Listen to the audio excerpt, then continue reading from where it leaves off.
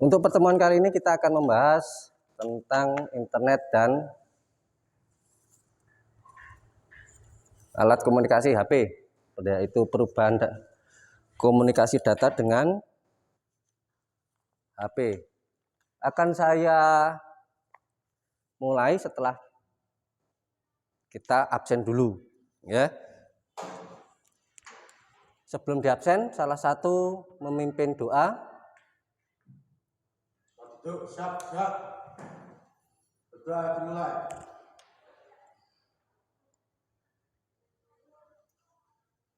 Selesai. Sudah? Absen hari ini Bunga, Anggun, Merlina, Salma, Alvia, Rangga, Andika, Limanto, Etna, Revina, Revimila, Marsha, Talita. Sebelum kita memulai, saya ingatkan aturan awal, aturan baku di lab apa saja? Lab kimia, lab komputer, 1. K3 harus kita utamakan, yaitu keselamatan dan kesehatan kerja. Yang pertama, dilarang membawa makanan dan minuman dari luar.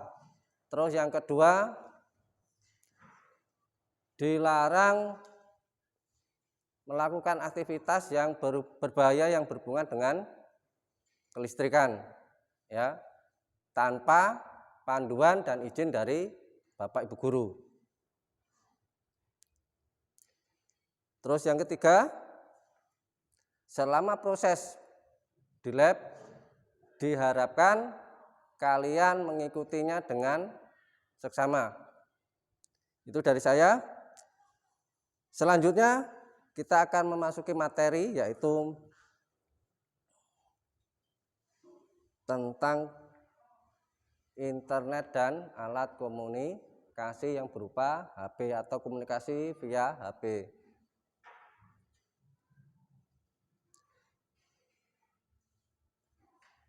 Kita mulai dengan video dulu.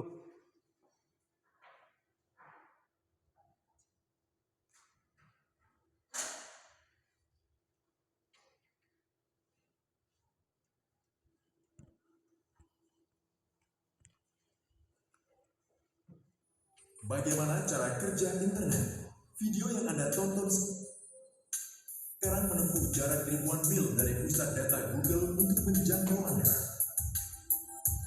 Mari kita belajar bagaimana cara kerja internet dengan memahami detail dari perjalanan data yang luar biasa ini. Sebuah pusat data yang bisa jadi berjarak ribuan mil jauhnya dari Anda, memiliki video Anda tersimpan di dalamnya. Bagaimana data ini mencapai ponsel atau laptop Anda? Cara mudah untuk mencapainya adalah dengan menggunakan satelit. Dari pusat data, sinyal dikirim ke satelit melalui antena, dan kemudian dari satelit, sinyal dapat dikirim ke ponsel Anda melalui antena lain di dekat Anda. Namun, cara mentransmisikan sinyal ini bukan ide yang baik. Mari kita lihat mengapa. Satelit terpasang hampir 22.000 mil di atas khatulistiwa bumi. Jadi agar pengiriman data berhasil, data harus menempuh jarak total 44.000 mil. Jarak perjalanan yang begitu jauh menyebabkan penundaan yang signifikan dalam menerima sinyal. Lebih khusus akan menyebabkan latensi besar yang tidak dapat diterima sebagian besar aplikasi internet. Jadi, jika video ini tidak menjangkau Anda melalui satelit, lalu bagaimana sebenarnya ia sampai pada Anda? Hal tersebut dilakukan dengan bantuan jaringan kabel serat optik rumit yang menghubungkan antara pusat data dan perangkat Anda. Ponsel Anda dapat dihubungkan ke internet melalui data seluler atau router Wi-Fi apapun. Tetapi pada akhirnya, ponsel Anda akan terhubung ke jaringan kabel serat optik ini. Dari awal kami melihat bahwa video yang sedang Anda tonton disimpan di dalam pusat data. Untuk lebih spesifik, disimpan di perangkat solid state di dalam pusat data. SSD ini bertindak sebagai memori internal server. Server hanyalah sebuah komputer yang kuat yang tugasnya menyediakan video atau konten tersimpan lainnya saat Anda memintanya. Sekarang, tantangannya adalah bagaimana mentransfer data yang disimpan di pusat data, khususnya ke perangkat Anda melalui jaringan kabel serat optik. Mari kita lihat caranya. Sebelum melangkah lebih jauh, kita harus terlebih dahulu memahami satu konsep penting, yaitu konsep alamat IP. Setiap perangkat yang terhubung ke internet, apakah itu server, komputer, atau ponsel, diidentifikasi secara unik oleh serangkaian angka yang dikenal sebagai alamat IP. Anda bisa membayangkan alamat IP tersebut mirip dengan alamat rumah, yaitu alamat yang secara unik mengidentifikasi rumah Anda. Setiap surat yang dikirim kepada Anda bisa sampai ke tangan Anda justru karena alamat rumah Anda. Demikian pula di dunia internet, alamat IP bertindak sebagai alamat pengiriman tempat semua informasi mencapai tujuannya. Penyedia layanan internet Anda akan memberikan alamat IP perangkat dan Anda dapat melihat alamat IP yang diberikan ISP Anda ke ponsel atau laptop Anda. Server di pusat data juga memiliki alamat IP. Server menyimpan situs web sehingga Anda dapat mengakses situs web apapun hanya dengan mengetahui alamat IP server. Namun, sulit bagi seseorang untuk mengingat begitu banyak alamat IP sehingga untuk mengatasi masalah ini, digunakanlah nama domain seperti youtube.com, facebook.com, dan lain-lain yang sesuai dengan alamat IP yang lebih mudah untuk diingat daripada urutan angka yang panjang. Hal lain yang perlu dipertimbangkan di sini adalah bahwa server memiliki kemampuan menyimpan beberapa situs web. Dan jika server terdiri dari beberapa situs web, semua situs web tidak dapat diakses dengan alamat IP server. Dalam kasus seperti itu, informasi tambahan header host digunakan untuk mengidentifikasi situs web secara unik. Namun, untuk situs web raksasa seperti facebook.com atau youtube.com, seluruh infrastruktur pusat data akan didedikasikan untuk penyimpanan situs web tertentu. Untuk mengakses internet, kita selalu menggunakan nama domain alih-alih nomor alamat IP yang kompleks. Dari mana internet mendapatkan alamat IP yang sesuai dengan permintaan nama domain kita? Nah, untuk tujuan ini, internet menggunakan buku telepon besar yang dikenal sebagai DNS. Jika Anda tahu nama seseorang tetapi tidak tahu nomor teleponnya, Anda bisa mencarinya di buku telepon. Server DNS menyediakan layanan yang sama ke internet. Penyedia layanan internet Anda atau organisasi lain dapat mengelola server DNS. Mari kita rekap seluruh prosesnya. Anda memasukkan nama domain. Browser mengirim permintaan ke server DNS untuk mendapatkan alamat IP yang sesuai. Setelah mendapatkan alamat IP, lalu browser Anda hanya meneruskan permintaan ke pusat data, lebih khusus ke server masing-masing. Setelah server mendapat permintaan untuk mengakses situs web tertentu, aliran data dimulai. Data ditransfer dalam format digital melalui kabel serat optik, lebih khusus lagi dalam bentuk gelombang cahaya. Gelombang cahaya ini kadang-kadang harus menempuh jarak ribuan mil melalui kabel serat optik untuk mencapai tujuannya. Selama perjalanan, gelombang cahaya sering harus melalui medan yang sulit seperti daerah berbukit atau bawah laut. Ada beberapa perusahaan global yang meletakkan dan memelihara jaringan kabel optik ini. Gambar berikut ini menunjukkan bagaimana peletakan kabel serat optik dilakukan dengan bantuan kapal. Alat bajak dijatuhkan ke dasar laut dari kapal, dan alat bajak ini menciptakan parit di dasar laut untuk memasang kabel serat optik. Faktanya, jaringan kabel serat optik yang rumit ini adalah tulang punggung internet. Kabel serat optik ini membawa cahaya, direntangkan melintasi dasar laut ke depan pintu Anda dan terhubung ke router. Router mengubah sinyal cahaya ini menjadi sinyal listrik. Kabel Ethernet kemudian digunakan untuk mengirimkan sinyal listrik ke laptop Anda. Namun, jika Anda mengakses internet menggunakan data seluler, dari kabel optik, sinyal harus dikirim ke menara sel, dan dari menara sel, sinyal mencapai ponsel Anda dalam bentuk gelombang elektromagnetik. Karena internet adalah jaringan global, penting untuk memiliki organisasi yang mengelola hal-hal seperti penetapan alamat IP, pendaftaran nama domain, dan lain-lain. Ini semua dikelola oleh lembaga bernama ICANN yang berlokasi di Amerika Serikat. Satu hal yang menakjubkan tentang internet adalah efisiensi efisien sinyal dalam mentransmisikan data bila dibandingkan dengan teknologi komunikasi seluler dan darat. Video yang Anda tonton dari pusat data Google ini dikirimkan kepada Anda dalam bentuk kumpulan besar 0 dan 1. Apa yang membuat transfer data di internet menjadi efisien adalah cara 0 dan 1 ini dibagi menjadi potongan-potongan kecil yang dikenal sebagai paket dan dikirim. Mari kita bayangkan aliran 0 dan 1 ini dibagi menjadi beberapa paket oleh server tempat setiap paket terdiri dari 6 bit. Seiring dengan potongan-potongan video, setiap paket juga terdiri dari nomor urut dan alamat IP server dan telepon Anda. Dengan informasi ini, paket diarahkan ke ponsel Anda. Tidak perlu semua paket diarahkan melalui jalur yang sama, dan setiap paket secara mandiri mengambil rute terbaik yang tersedia saat itu. Setelah mencapai ponsel Anda, paket-paket disusun kembali sesuai dengan nomor urutnya. Jika paket gagal mencapai ponsel Anda, pemberitahuan dikirim dari ponsel Anda untuk mengirim ulang paket yang hilang. Sekarang, bandingkan ini dengan jaringan pos berinfrastruktur yang baik, tetapi pelanggan tidak mengikuti aturan dasar alamat tujuan. Dalam skenario ini, surat tidak akan bisa sampai ke tujuan yang benar. Demikian pula di internet, kita menggunakan sesuatu yang disebut protokol untuk pengelolaan aliran paket data yang kompleks ini. Protokol mengatur aturan untuk konversi paket data, lampiran sumber dan alamat tujuan untuk setiap paket, dan aturan untuk router dan lain-lain. Untuk aplikasi yang berbeda, protokol yang digunakan berbeda.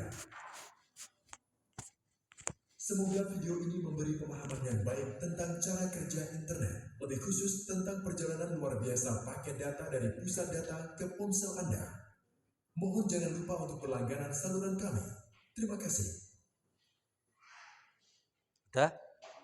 Sudah dipahami? Terus saya ingin tanya, seandainya kalian, menurut pendapat kalian, apa yang terjadi kalau dalam hidup kalian saat ini tidak ada internet?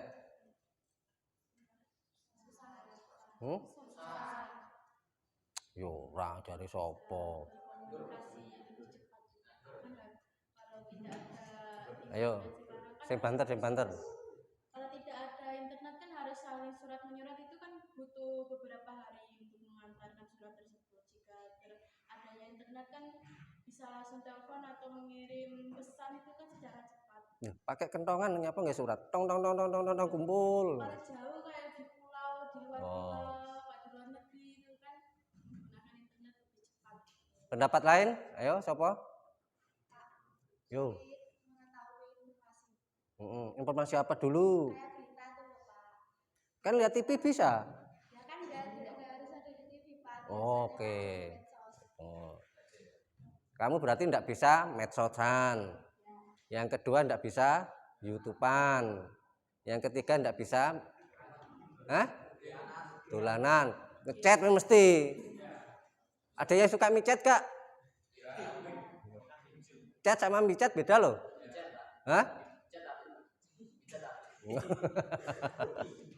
Udah itu toh? Apa bro? Ngacung maunya apa? Oh yang mboten yang ngomong gak apa-apa. Terus? Nah, sekelumit tentang internet kalian sudah tahu dasarnya itu. Jadi sekarang generasimu ini generasi Z, generasi yang bisa dibilang generasi terakhir. Jadi kamu lahir sudah mengenal alat komunikasi yang canggih. Bisa dikatakan apa yang kamu lihat hari ini itu terjadi di dunia belahan lain. Kalau zaman saya, zamannya bapakmu, ibumu, itu pacaran masih pakai surat, nulis surat. Ya, kamu lahir tahun berapa? 2008. 1980 ada enggak? Siapa? Cung. Tangan tau dhuwur to. Orang tuanya kelahiran 1980. Oh. 80. Hah? Yang 64 masih masih pakai orde lama itu. 80-an, 86-an orang tuamu kelahirannya? 72, seangkatan dengan saya. Berarti generasi kalian ini generasi Z. Artinya apa?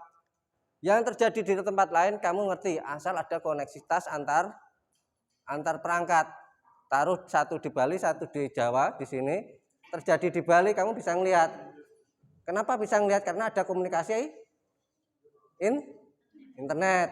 Nah, internet itu tadi sudah dijelaskan bagaimana cara kerjanya. Sekarang saya mau membahas detail tentang cara kerja alat komunikasi HP di internet. Ini udah paham ya ini ya?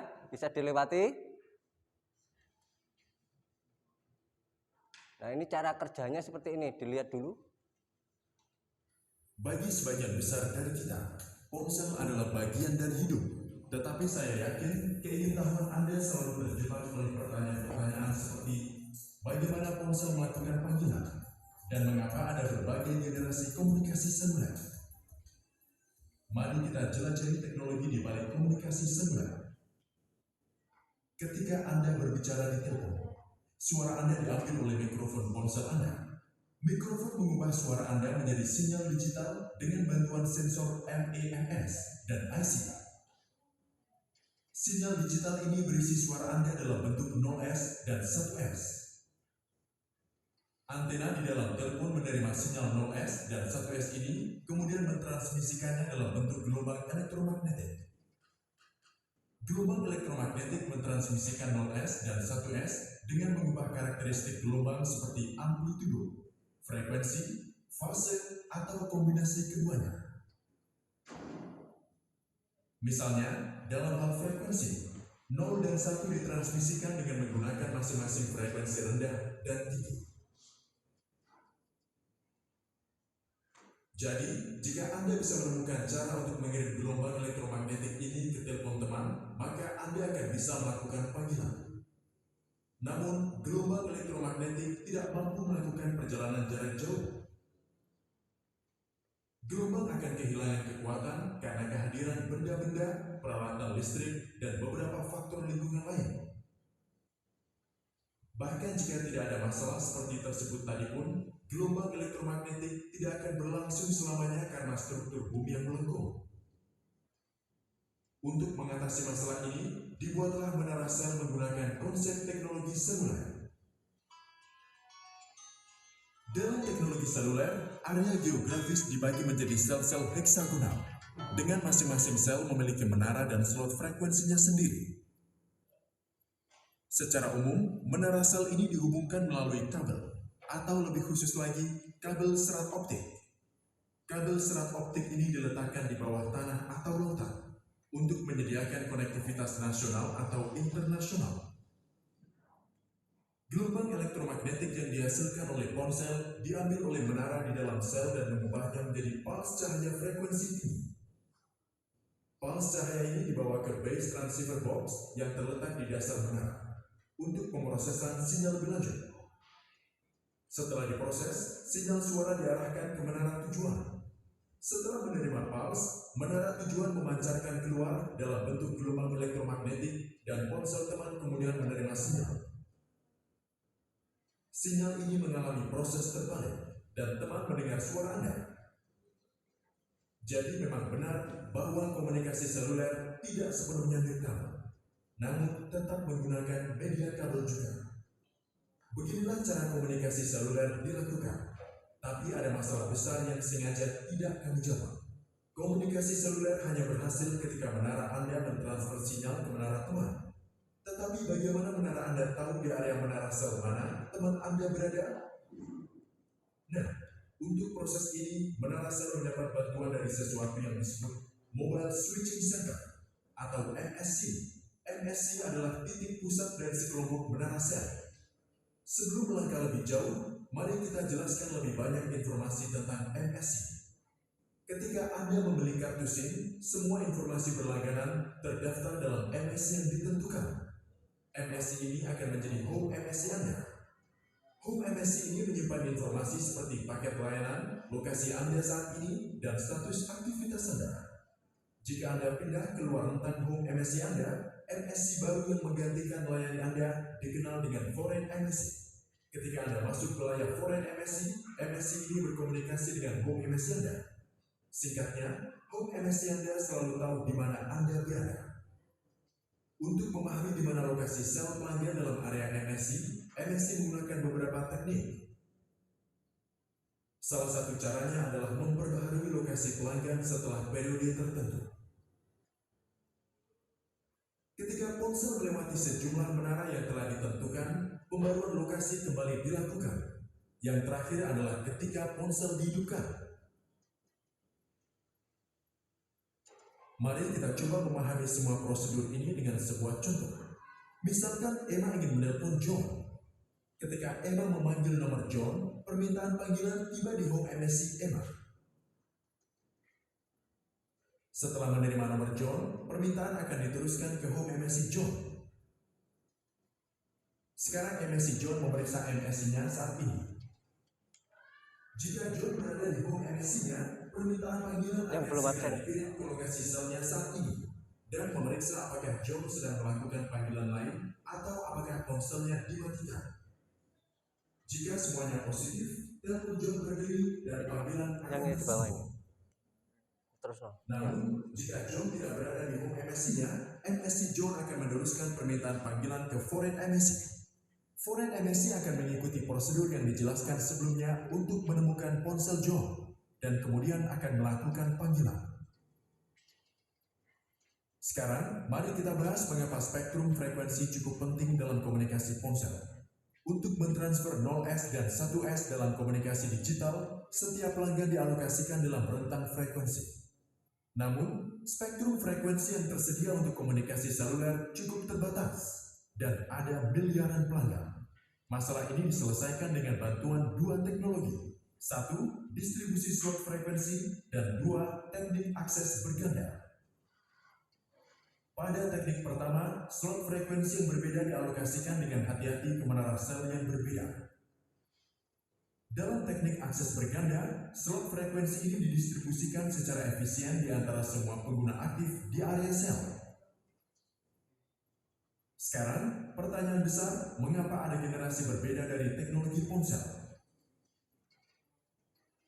1G awalnya memungkinkan pengguna untuk pertama kalinya membawa telepon tanpa kabel terpasang. Tetapi 1G menderita dua masalah utama. Masalah pertama adalah transmisi nirkabel dalam format analog. Sinyal analog mudah diubah oleh sumber eksternal. Jadi transmisi ini memberikan kualitas suara dan keamanan yang buruk. Masalah kedua adalah menggunakan teknik frequency division multiple access yang menggunakan spektrum yang tersedia dengan cara yang tidak efisien. Faktor-faktor ini membuka jalan bagi komunikasi seluler generasi kedua. 2G menggunakan teknologi akses berganda digital, yaitu teknologi TDMA atau CDMA. Generasi kedua juga memperkenalkan layanan data revolusioner, SMS, dan penelusuran internet.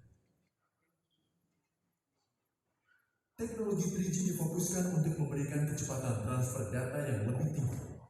3G menggunakan teknik akses ganda WCD bersama dengan peningkatan bandwidth. Kecepatan 3G 2 Mbps memungkinkan transfer data untuk penggunaan seperti GPS, video, panggilan suara, dan lain-lain. Berikutnya muncul 4G yang mencapai kecepatan 20 hingga 100 Mbps yang cocok untuk film dan televisi resolusi tinggi. Kecepatan yang lebih tinggi ini bisa terjadi karena UFD Multiple Access Technology dan teknologi MIMO. MIMO menggunakan beberapa antena penerima pemancar di dalam ponsel dan menara.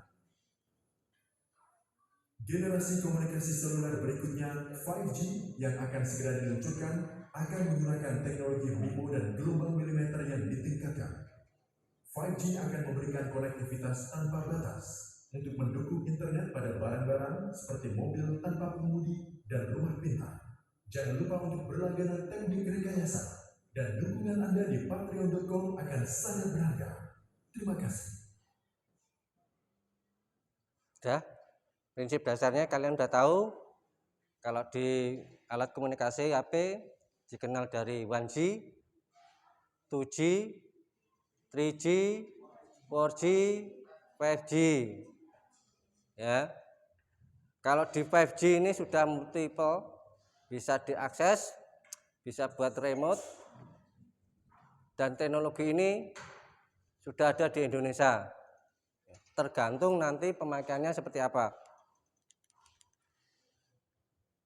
Berikutnya, kalian sudah belajar tentang internet dan alat komunikasi lewat HP.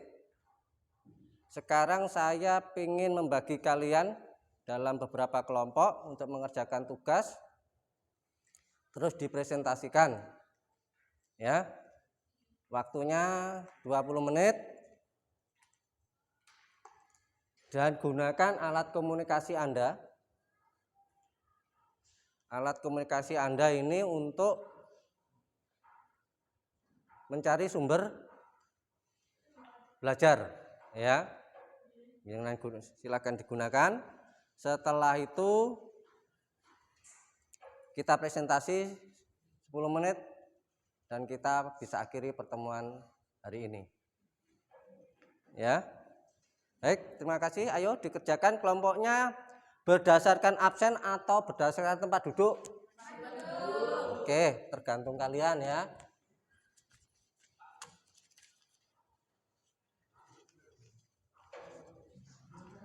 Silahkan dibagi satu kelompok, satu meja, satu kelompok. Satu meja, satu kelompok, satu lembar.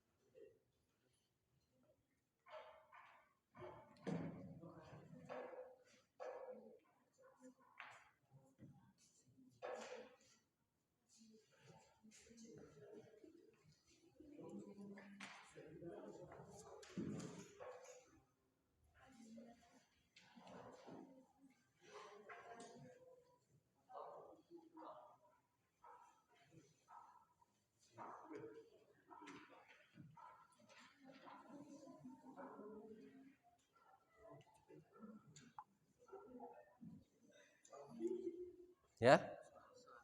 Soalnya, oke. Bentar ya. Soalnya sedikit, nggak usah banyak-banyak.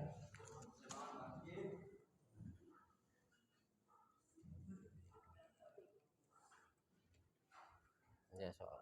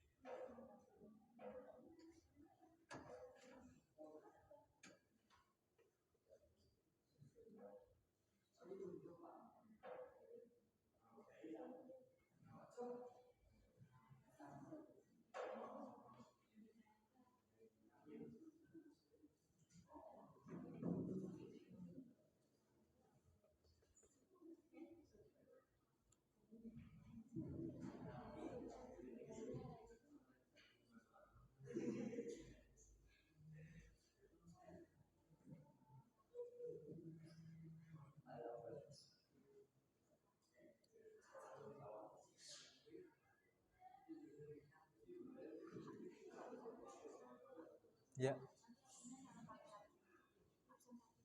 Kenapa? Ya.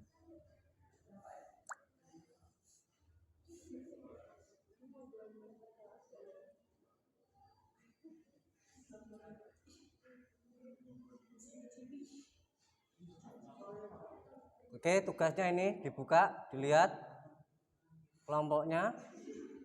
Tugas kelompok 1, cermati permasalahan berikut.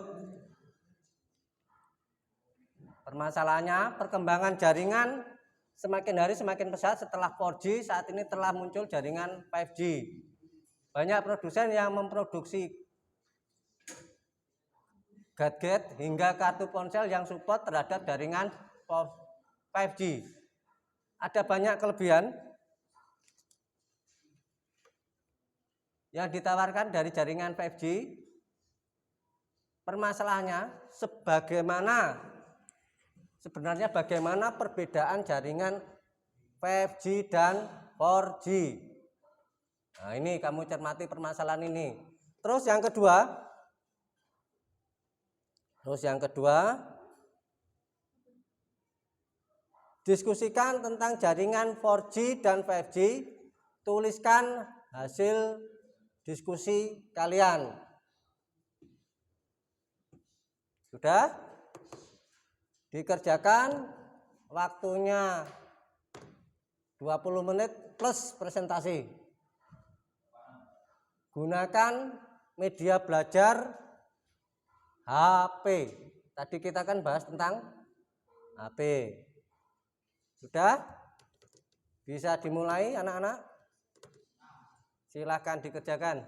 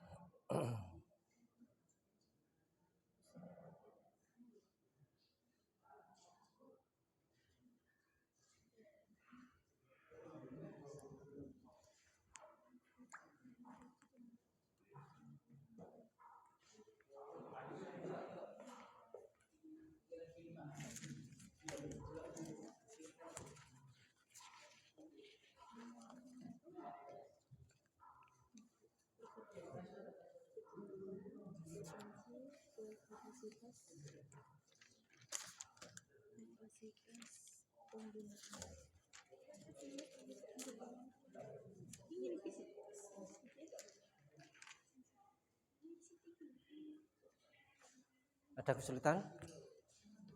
Ada kesulitan enggak?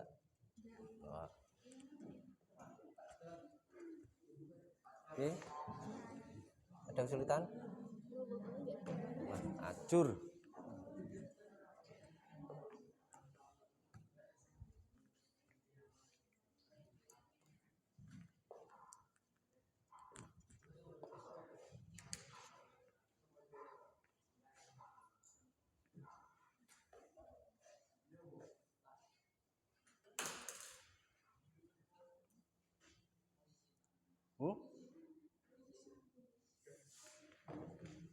Ya, 5 menit lagi.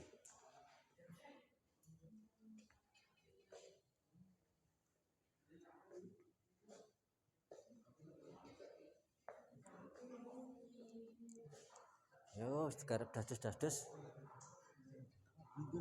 Es. Ayo, dan dasdes dah pinter.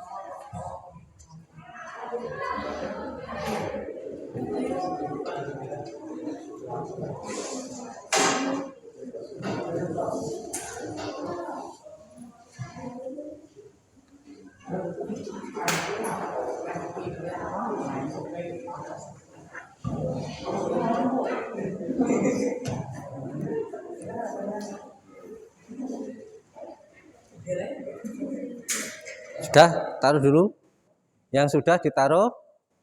Siapa yang siap presentasi? Ya, cepat. Presentasi di depan.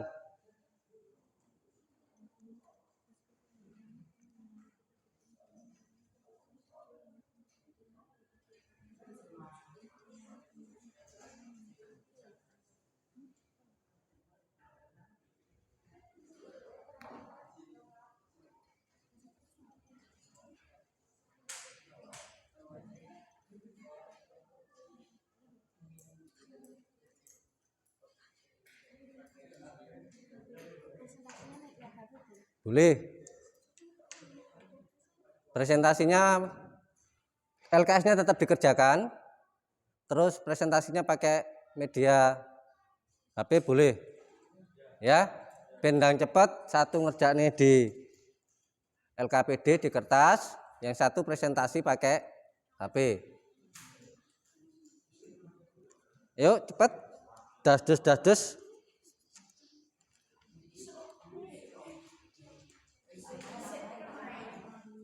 Yo, nggak apa-apa. Nah, cepat ayo. Waktunya semakin cepat semakin baik.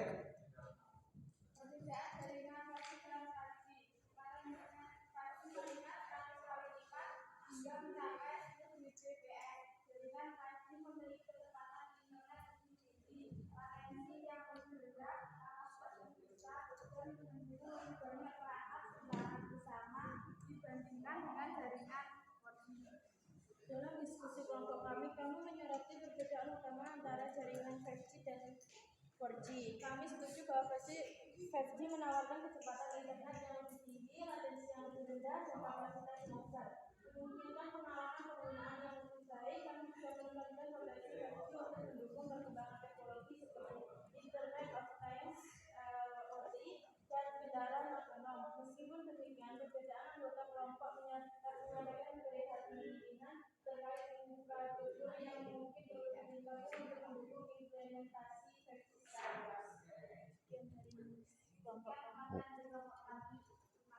Ya, Gus. Lanjut yang lain. Ayo yang lain. Ya.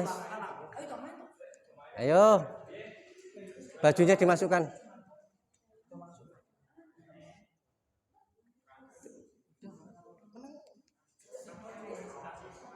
Ayo cepet. Sing banter.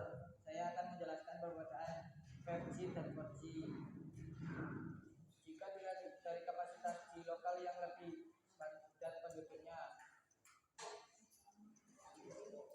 5G 10 kali lebih cepat dari 4G, maka kecepatan rata-rata hampir 500 Mbps. Itu perbedaan dari yang sangat besar dibandingkan 4G yang di kisaran 30 Mbps. Teknologi 4G memiliki bandwidth yang lebih besar daripada 4G. Kelebihan ini membuat Anda dapat melakukan streaming data berukuran besar.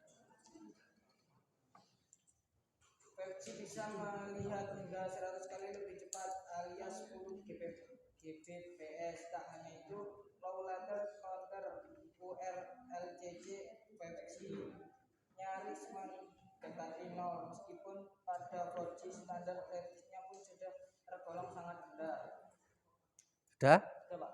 Ya, bagus. Yang lain? Yo, maju cepet.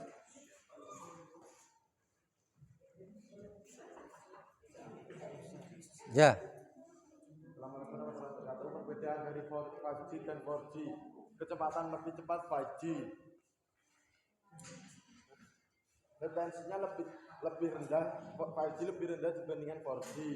Kesediaan masih terbatas, kekuatan sinyal masih lemah di 5G. Konsumsi daya banyak sekali di 5G. Nomor 2, jika disuruh memilih jaringan 5G atau 4G, saya memilih 5G. Karena dari segi kecepatan sinyal lebih cepat dibandingkan 4G, kecepatan internet 5G meningkat. Keunggulan jaringan 5G mampu mengumpulkan data, menggugah data 10 hingga 20 kali lebih cepat, namun memakan lebih banyak daya. Ya. Ya. Berikutnya.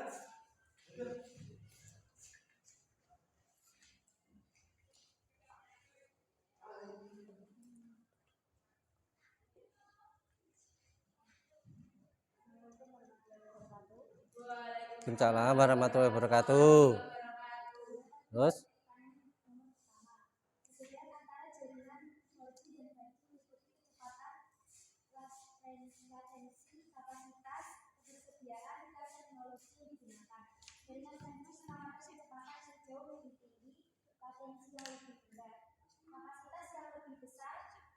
Menggunakan teknologi baru, namun ketersediaannya masih belum merata jika dibandingkan dengan jaringan 4G yang sudah lebih mapan dan tersebar luas. Saya akan menjawab pertanyaan nomor 2. Perbedaan antara jaringan 4G dan 5G dapat mencakup beberapa aspek. Berikut adalah beberapa indikator perbedaan antara jaringan 4G dan 5G. 1. Kecepatan. Salah satu perbedaan utama antara jaringan 4G dan 5G adalah kecepatan. 2. Latensi. Latensi merujuk pada waktu yang dibutuhkan untuk data bergerak dari satu titik ke titik lain dalam jaringan. 3. Kapasitas. Jaringan 5G memiliki kapasitas yang lebih besar dibandingkan dengan jaringan 4G. 4. Ketersediaan. Saat ini jaringan 4G lebih luas dan lebih tersedia daripada jaringan 5G. 5. Teknologi baru. Jaringan 5G menggunakan teknologi baru yang memungkinkan pengembangan aplikasi dan layanan yang lebih canggih. Sekian dari kami. Oke, terima kasih. Sudah? Satu lagi? Ayo, satu lagi.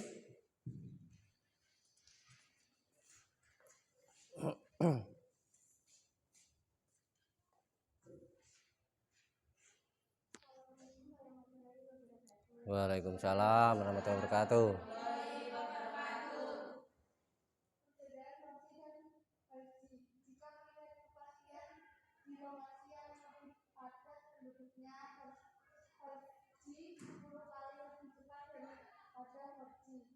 Mencapai kecepatan rata-rata hampir 500 Mbps. Itu perbedaan yang sangat besar dibandingkan 5G yang misalnya 30 Mbps. Waalaikumsalam. Udah? Sekarang apa yang kalian dapat dari pelajaran hari ini, anak-anak? Teman-temanku cewek semua, apa? Dapat mengetahui bahwa jaringan 5G lebih cepat dibandingkan jaringan 4G. Ya, intinya itu. Terus nanti ada komunikasinya, komunikasi menggunakan data lewat HP dengan 5G dan 4G lebih mudah daripada menggunakan media kabel. Ya, udah. Pertemuan berikutnya minggu depan setelah kita liburan, kita akan membahas bagaimana menenkripsi data dari HP dan laptop. Jadi datamu tidak gampang di-cloning orang, tidak gampang disadap orang. Ya. Terus untuk mengakhiri, aturan lab tetap sama, jaga kebersihan, bersihkan lingkungan sekitar Anda, K3-nya digunakan. Setelah ini kita berdoa menurut agama dan kepercayaan masing-masing, kita akhiri dan kita akan ketemu setelah liburan tahun baru. Jadi kita nanti ketemu pas tahun baru. Ya. Oke, selamat. Sebelumnya dipimpin berdoa salah satu. Ya. Depan duduk siap. Berdoa mulai.